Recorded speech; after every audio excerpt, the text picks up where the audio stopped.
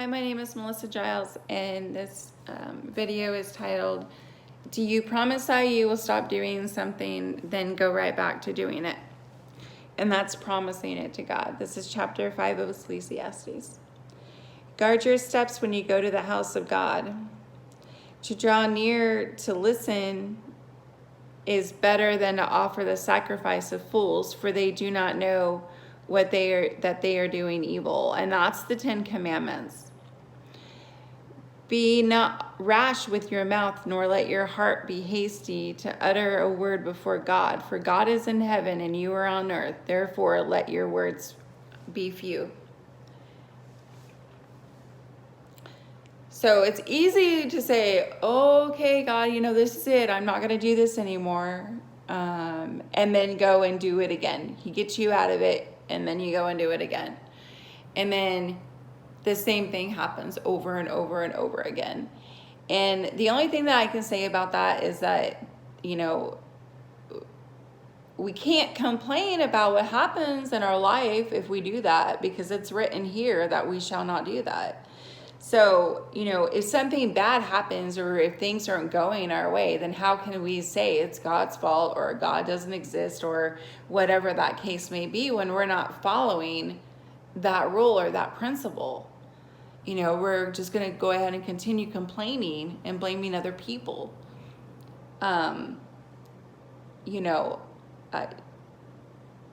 It's pretty simple there.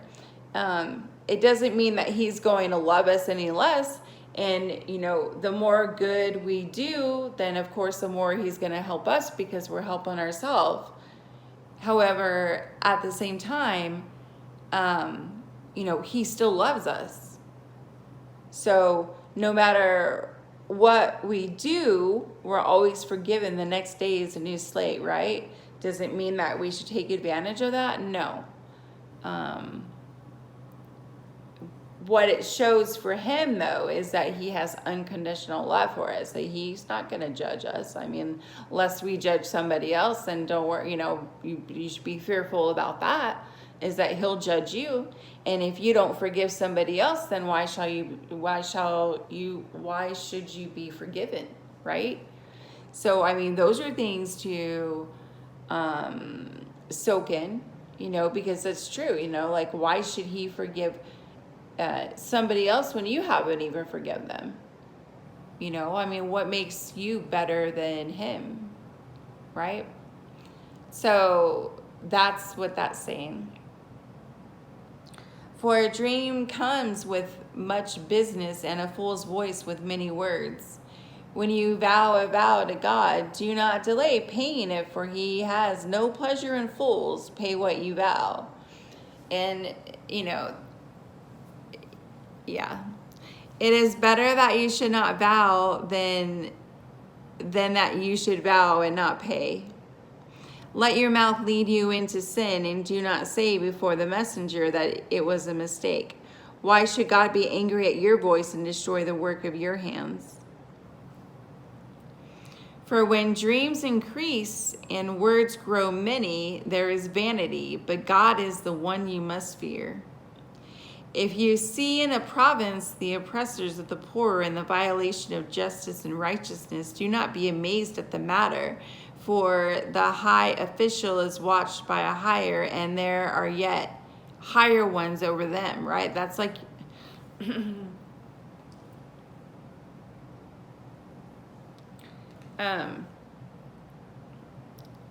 yeah.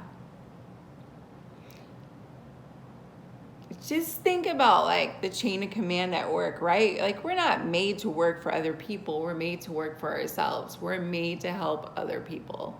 Now, if it's your calling to go work for somebody else and that's what you feel it is, then you can go work for somebody else, but just know that there's somebody above them, and there's somebody above them until you reach the top, right? The founder, the co-founder, or the president, may not even own the company. I'm not sure exactly how that works. Oh, I'm so sorry.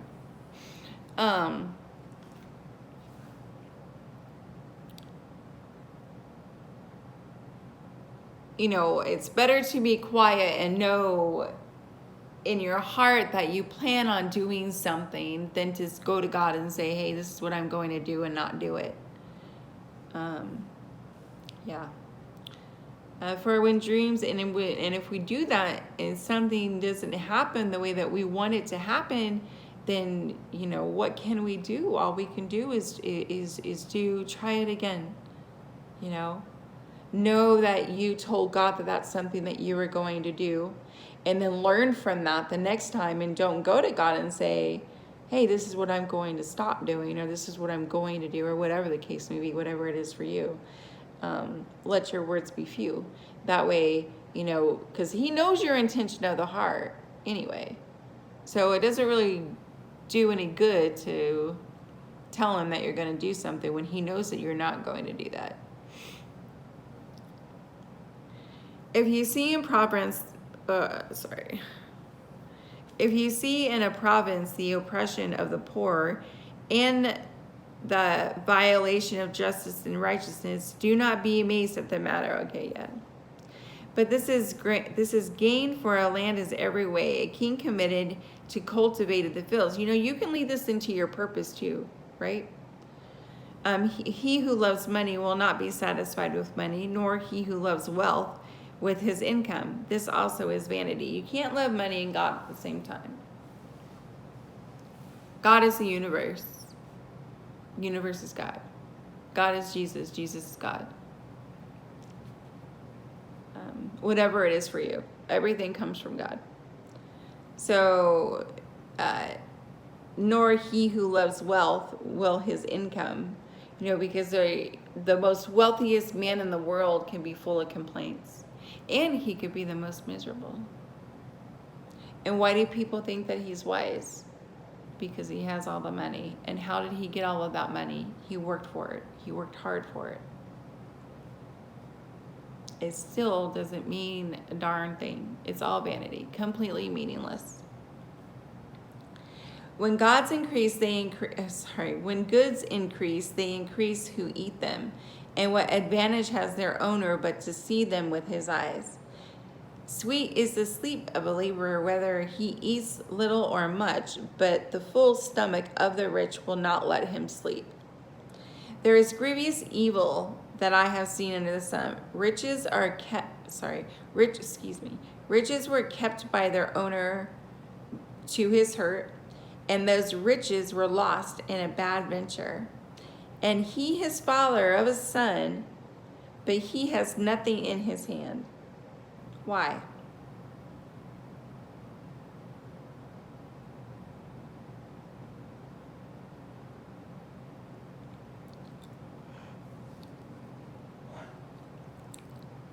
Because of his character. That's why.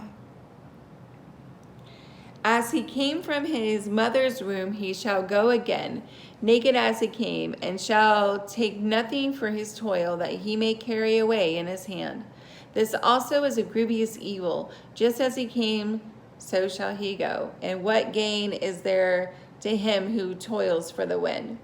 Moreover, all his days he eats in darkness, and much vexation, and sickness, and hunger. Behold, what have I seen to be good and fitting is to eat and drink and find employment in all of the toil with which one toils under the sun the few days of his life that God has given him, for this is his lot, his purpose. Everyone who is him, God has given wealth and possessions and power to enjoy them and to accept his lot and rejoice in his toil. This was the gift from God. But they were completely miserable. For he will not much remember the days of his life, because God keeps him occupied with the joy in his heart.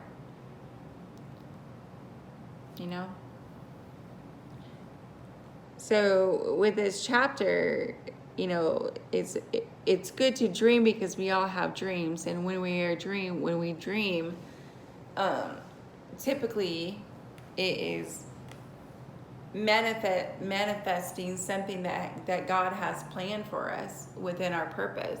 But there are things that we have to do in order to get to that purpose. You know, there are things that we have to change. One is don't promise anything to God and then not do it. That's one of them. And it say he will not much remember the days of his life, because God keeps him occupied with the joy in his heart, and that's because of his purpose. So with that said, thank you for watching.